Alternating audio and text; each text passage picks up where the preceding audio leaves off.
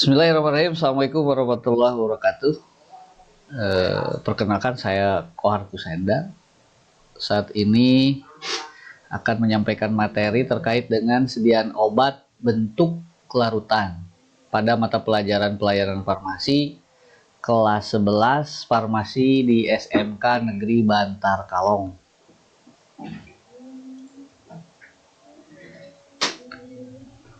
Menurut karakteristiknya, bahwa sediaan obat bentuk larutan ini nanti pada hasil akhirnya akan ada 3 kemungkinan, di mana kemungkinan pertama adalah akan berbentuk sebuah larutan, di mana zat aktif dan zat tambahan itu larut dalam cairan pembawa.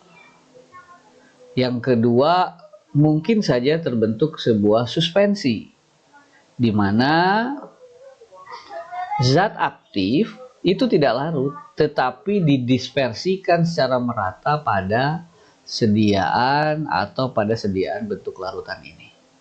Dan yang ketiga adalah bentuk emulsi, di mana zat terlarut atau zat utama itu tidak bercampur. Salah satu contohnya adalah minyak dalam air.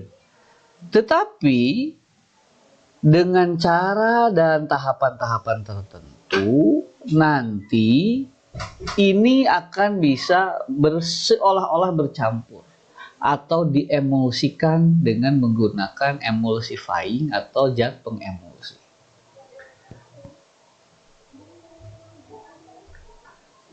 Larutan adalah, secara definisi, larutan adalah sediaan cair yang mengandung satu atau lebih zat kimia yang terlarut. Menurut Pharmacopoeia edisi 4. Nah, sekarang kita lihat tipe larutan. Tipe larutan terdiri dari ada yang larutan encer dan ada juga larutan yang jenuh.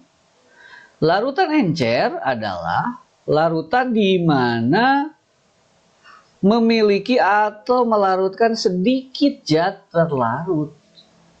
Sementara larutan jenuh adalah larutan yang melarutkan lebih banyak lagi atau banyak zat-zat terlarut, hingga akhirnya pada berada di titik jenuh, tidak bisa lagi melarutkan zat terlarutnya. Nah, dalam satu larutan ini biasanya ada 2 jenis zat. Yang pertama adalah zat terlarut atau kita biasanya sebut solut, dan pelarut atau kita biasa sebut sebagai solvent. Nah, sekarang kita beralih ke keuntungan sediaan cair.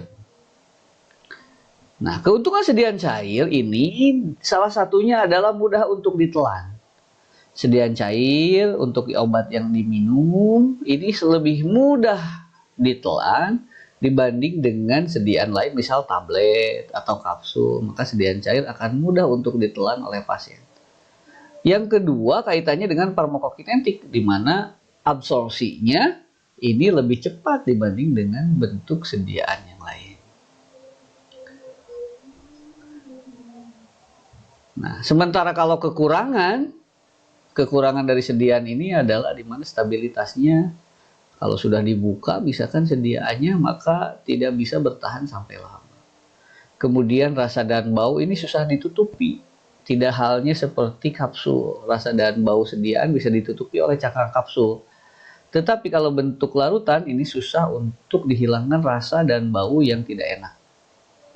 Kemudian volumenya tentu biasanya lebih banyak dibandingkan bentuk tablet yang sediaannya lebih kecil volumenya, tetapi sediaan larutan biasanya memiliki volume yang lebih banyak.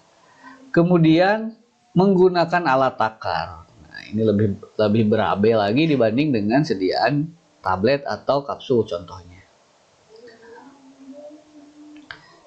Nah, berikutnya adalah faktor-faktor yang mempengaruhi kelarutan. Untuk membuat sebuah larutan atau sediaan larutan, maka kita harus sangat memiliki sifat atau faktor, harus mengerti dengan faktor-faktor yang mempengaruhi kelarutan. Yang pertama adalah sifat solut dan sifat solvennya. Yang kedua adalah kosolvensi. Apa itu kosolvensi? Kosolvensi itu dengan adanya pengaruh dari zat lain yang ikut terlarut. Mungkin memperbaiki kelarutan atau mungkin malah memperburuk kelarutan.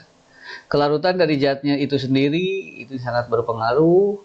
Kemudian temperatur, di mana biasanya dengan kenaikan temperatur atau suhu ini bisa menaikkan juga kelarutan dari suatu zat.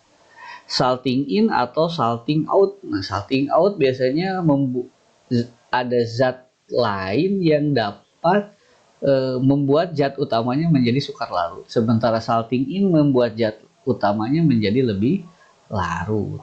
Kemudian pembentukan kompleks. Pembentukan kompleks ini juga menyebabkan bahwa kelarutan zat utama menjadi larut karena terbentuknya molekul yang kompleks.